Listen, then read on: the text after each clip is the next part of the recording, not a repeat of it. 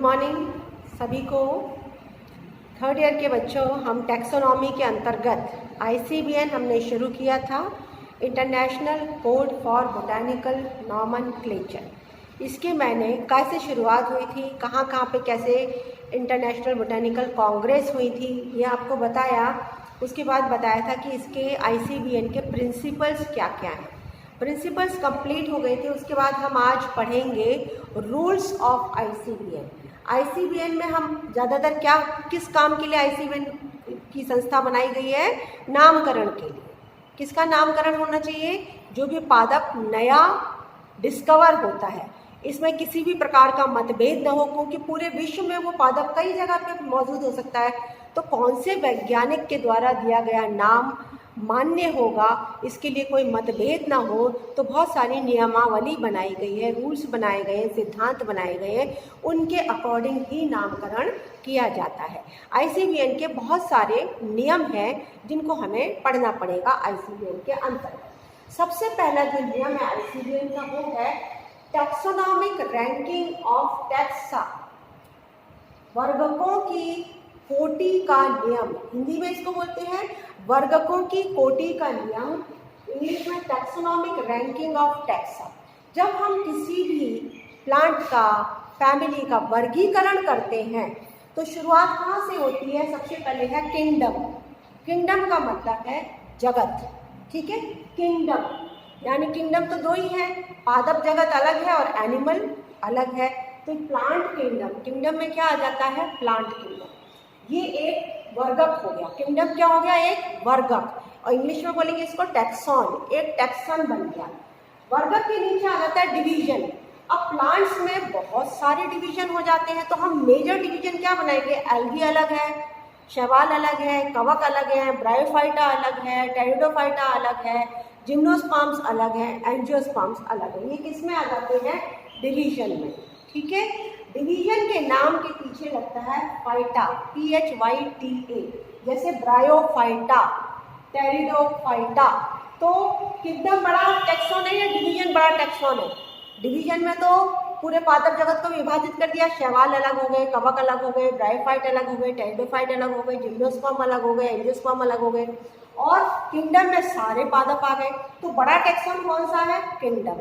तो मैं इस तरफ जितने भी ले लिए इनको बोलते हैं मेजर टैक्सा, और इस तरफ लाइन के इस तरफ जो है इनको बोलते हैं माइनर टैक्सा, ये छोटे टैक्सा हैं। पादप की संख्या जैसे जैसे हम नीचे जाएंगे वैसे वैसे कम होती जाएगी। जैसे जैसे माइनर टैक्सा में नीचे जाएंगे वैसे वैसे पादपों की संख्या कम होती जाएगी, ठीक है। डिवीजन के बाद में फिर आता है सब डिवीजन। सब डिवीजन जो भी नाम होगा उसके पीछे लिखा होगा फाइटिना, PHYTINA, फाइटिना। सब डिवीजन को फिर विभाजित किया जाता है क्लास में। सब डिवीजन को हमने किस में विभाजित किया? क्लास में। क्लास के नाम के पीछे हमेशा ऑप्सिडा लिखा जाता है, OPSIDA, ऑप्सिडा। क्लास को विभाजित करते हैं सब क्लास में, और सब क्लास के नाम के पीछे लिखा रहता है ID बोलते हैं इसको, IDAE, ये सब क्लास के नाम के पीछे लिखा रहता है। फिर आता है ऑर्डर, जिसको हिंदी में गण बोलते हैं। ऑर्डर के नाम के पीछे एल्स, मालवेट्स, पैराइटेट्स, पैसिफ्लोरेट्स, ठीक है, रूबिएट्स, रूटेट्स, ये सारे रोजेट्स, एल्स, ALES लग जाता है ऑर्डर के नाम के पीछे। ऑर्डर से फिर छोटा हो जाता है सब ऑर्डर, जिसके नाम के पीछे लगता है इनी, INEAE, इनी लग जाता है। फिर उससे छोटी होती है फैमिली, कुल जिसको बोलते हैं। कुल के नाम के पीछे क्या लगना चाहिए? Solanaceae, Malvaceae, Rubiaceae, Poaceae, Rutaceae, Zygophyllaceae, Gramineae, है ना, ये सब AC लगता है, ACEAE के फैमिली के नाम के पीछे लगता है। फैमिली के नीचे आता है सब फैमिली। सब फैमिली OID लग जाता है, जैसे लेगुमिनेसी जो फैबेसी जो है या लेगुमिनेसी जो है वो मेजर फैमिली है, और पैपिलियनॉइडी, माइमोसॉइडी, है ना, ये उसकी सब फैमिलीज है। तो OID जो है वो सब फैमिली के नाम के पीछे लगता है, OIDEAE, OID। फिर फैमिली के नीचे आता है ट्राइब। ट्राइब के नाम के पीछे लगता है EAE, केवल EAE।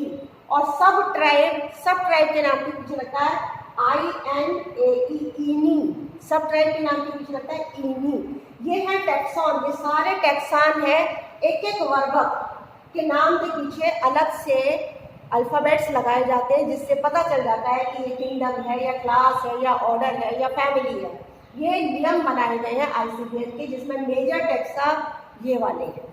अब आते हैं माइनर टैक्सा। माइनर टैक्सा और छोटे हो जाएंगे, ट्राइब से भी नीचे चलते हैं तो आ जाते हैं माइनर टैक्सा। इनको मेजर टैक्सा में रखा गया है, माइनर टैक्सा और नीचे होते जाएंगे और उनकी संख्या पादपों की और कम होती जाएगी। जीनस, ठीक है, जीनस जो है माइनर टैक्सा का सबसे ऊपर वाला टैक्सा है।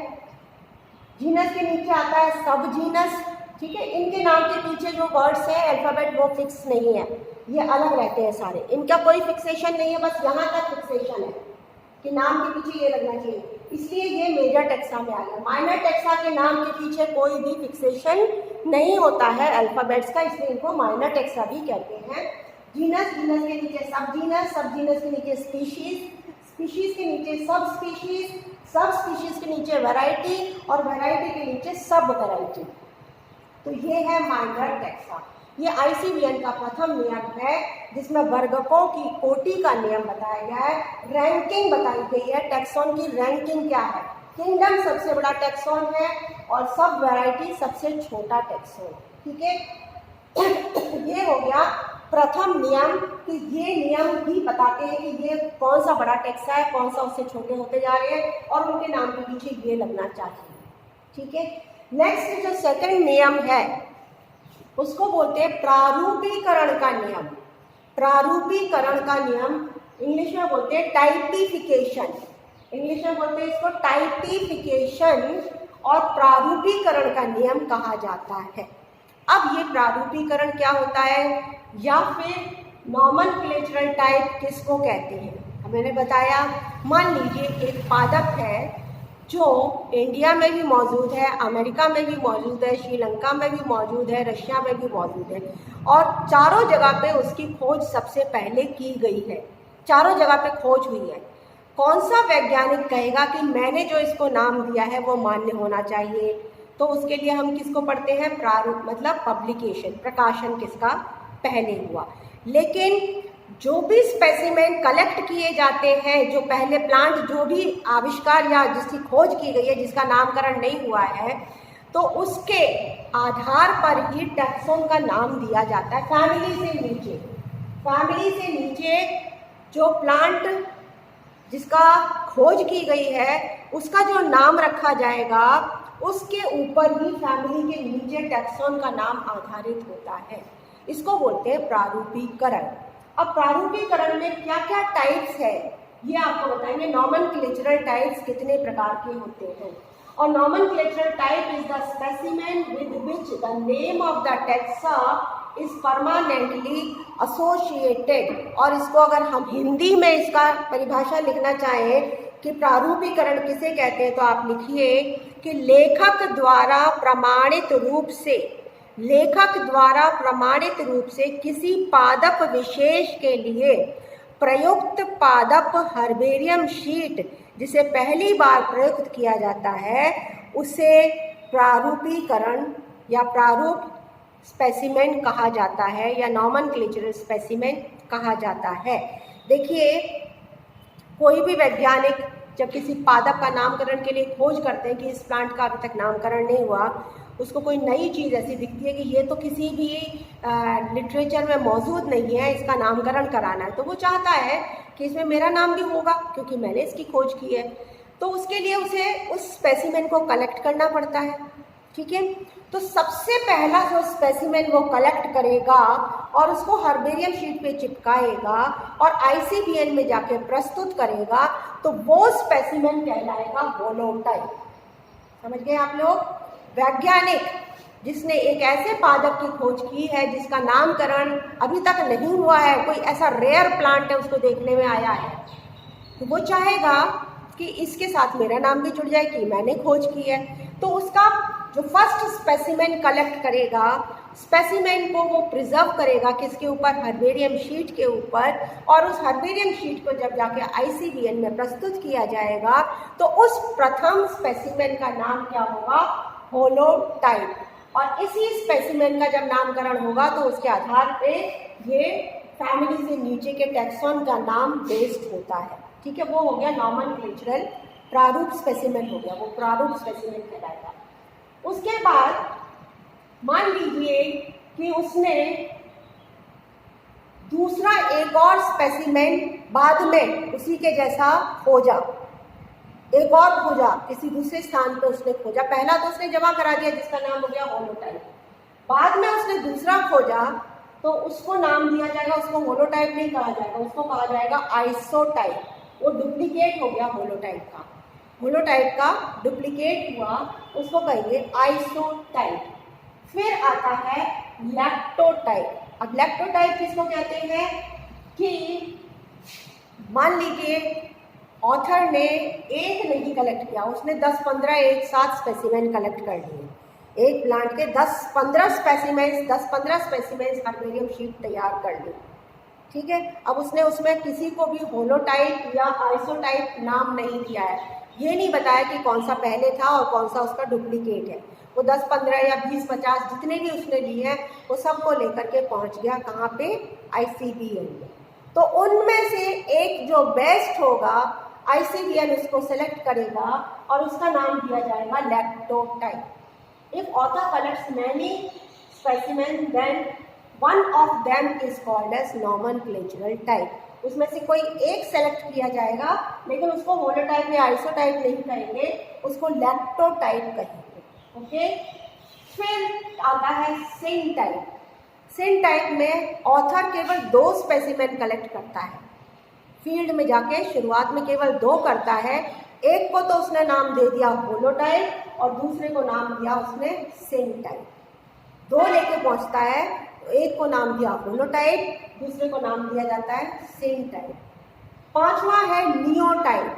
नियोटाइप का मतलब है कि जो भी स्पेसिमेन लेके ICBN में जो संस्था है वहाँ पे जब ऑथर पहुँचता है, जब होलोटाइप उसका किसी वजह से डैमेज हो जाता है या खो जाता है या जल जाता है, ख़त्म हो जाता है, तो फिर वो फील्ड में दोबारा जाता है और दोबारा कलेक्शन करता है और जो स्पेसिमेन लेके वो संस्था के पास पहुंचता है उसको नियोटाइप नाम दिया जाता है, वो कहलाता है नियोटाइप। तो ये 2 नियम हो गए। पहला है वर्गकों की कोटि का नियम यानी टैक्सोनॉमिक रैंकिंग ऑफ टैक्सा, दूसरा है नॉमेनक्लेचरल टाइप यानी टाइपिफिकेशन। इन दोनों के अलग अलग शॉर्ट आंसर्स क्वेश्चंस भी पूछे जा सकते हैं आपसे।